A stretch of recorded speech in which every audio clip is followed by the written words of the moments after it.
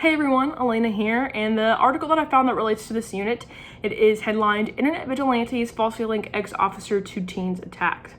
It's written by Michael Kunzelman, and if I look down, it's because I have my notes in front of me again. It's going to be my guide just in case if I forget. But anyway, last Monday, a video was posted of a man on a bicycle who accosted 3 young adults while they were putting up flyers protesting the death of George Floyd. The man who was falsely accused was former Montgomery County Police Officer John Damsky. There was another man who was falsely accused, but he didn't receive as many threats and as much hate as Damsky and his family did.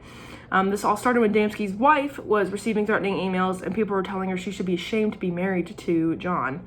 And Damsky, he also stated that he saw tweets and emails that endangered his son Michael, who was also a police officer, and other relatives within his family who serve as police officers and firefighters. And the man who actually assaulted the 3 young adults was 60-year-old Anthony Brennan III. And how I'm going to relate this to libel in this unit is because of how fast the media can spread news, be it real or fake, and because of how fast it spreads, Damsky was falsely accused. So what happened, a little background on Brennan, what happened to him, the man who actually assaulted the young adults. He grabbed the flyers from one of the young women and pushed his bicycle towards a man, which knocked him on the ground. And because of his actions, Brennan was charged with 3 counts of second-degree assault from Maryland National Capital Park Police in Silver Spring, Maryland on June 5th. So moving forward and how this relates to Unit 2, it's because we're focusing on libel and privacy rights. And libel is present in the article because Damsky was falsely accused of assaulting the protesters, and people were damaging his reputation with the negative comments that were saying about him. He quoted, Damsky said in the article, "I don't know who has seen it," which is referring to the video, "and who hasn't, but my reputation is shot." In this unit, we're also learning about the media and how it corresponds with libel, and in this scenario, Twitter is the biggest social media platform that the video has been seen on, and this form of media, it didn't really prevent any unnecessary convictions because it allowed people to post these threatening comments, and I'll get into that later. This article, it relates to media law because we're learning about how the media portrays these kinds of specific cases. Libel, privacy, and defamation are important aspects of media law because it's associated with defenses and privileges to prevent any unnecessary libel convictions.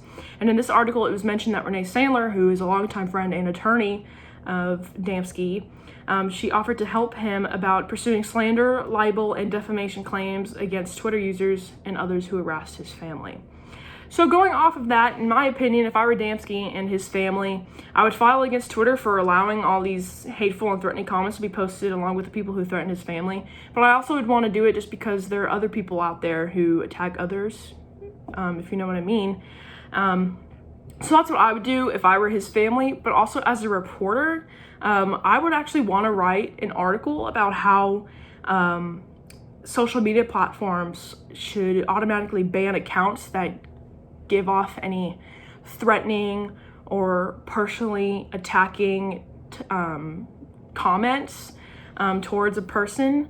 And I find this important because social media today is filled with fake news. That's what it seems like. It seems like fake news is everywhere. And people just kind of assume that what they see is the truth and it's the facts. That's why I feel like it's important for people to actually do their research and make sure that they know what is going on before they make any assumptions about something that they really don't know. So I feel like doing that, it will help with libel, emotional distress, privacy, and defamation issues within the media. So yeah, that pretty much wraps up the video and how I relate this article to the unit. Thanks for watching.